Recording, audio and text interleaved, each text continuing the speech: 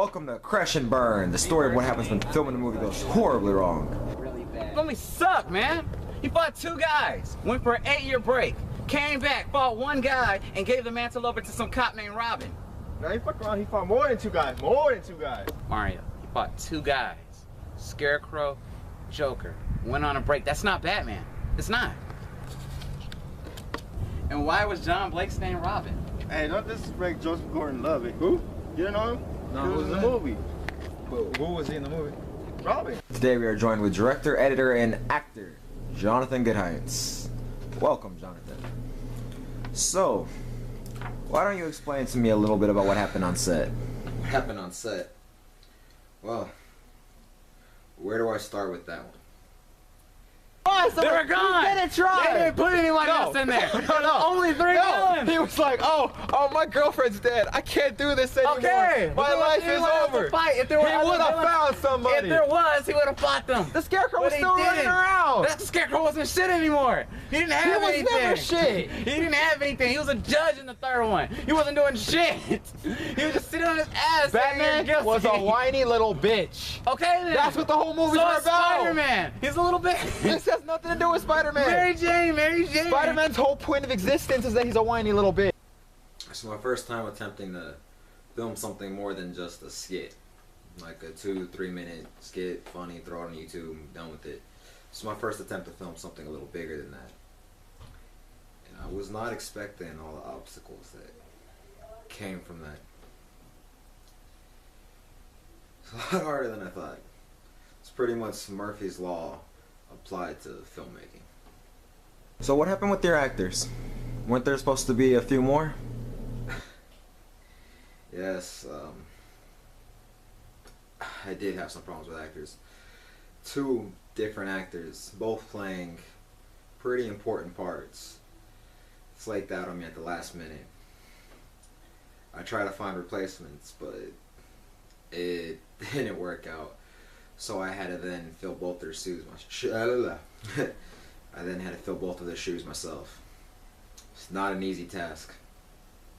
It was the part of Frankie and the part of Alex, Stacy's boyfriend, at the end.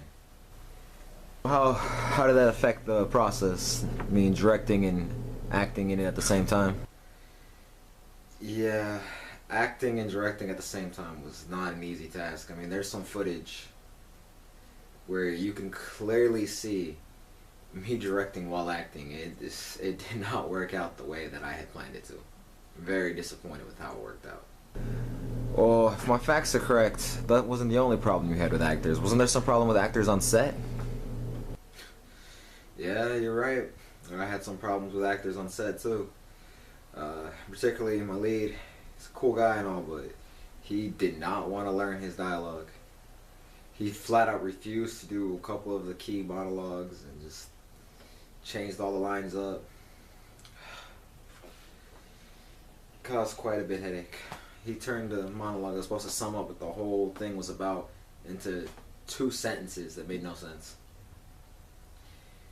Trying to edit it at the end was a nightmare.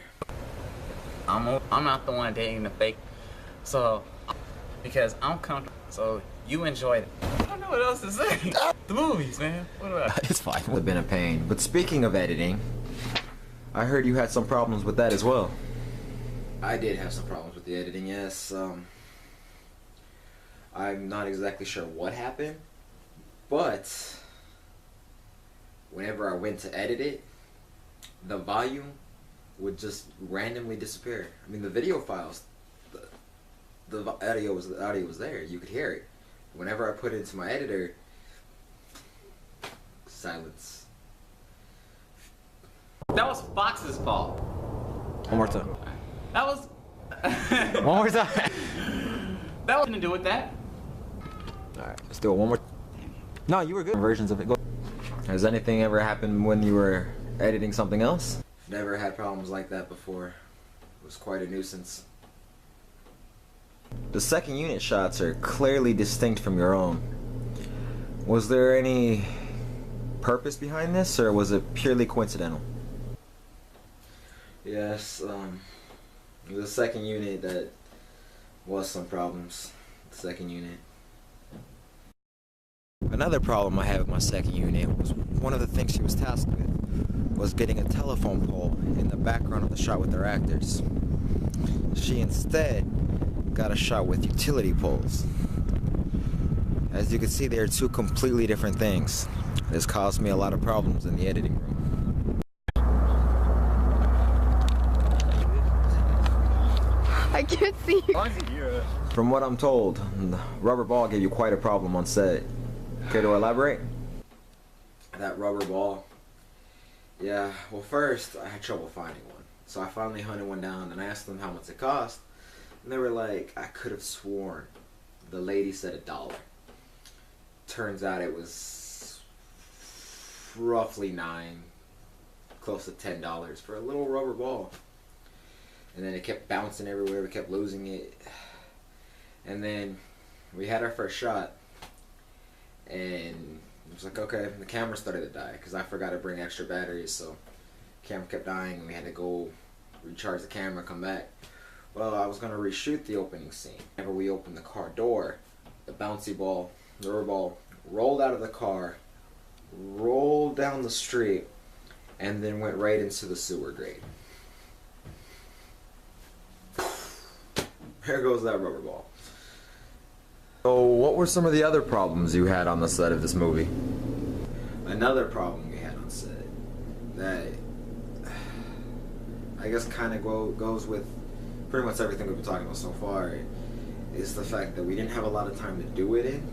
We had just one day due to scheduling conflicts and stuff like that, and the day got away from us fairly quickly with the joking around and the playing and the people refusing to do their lines.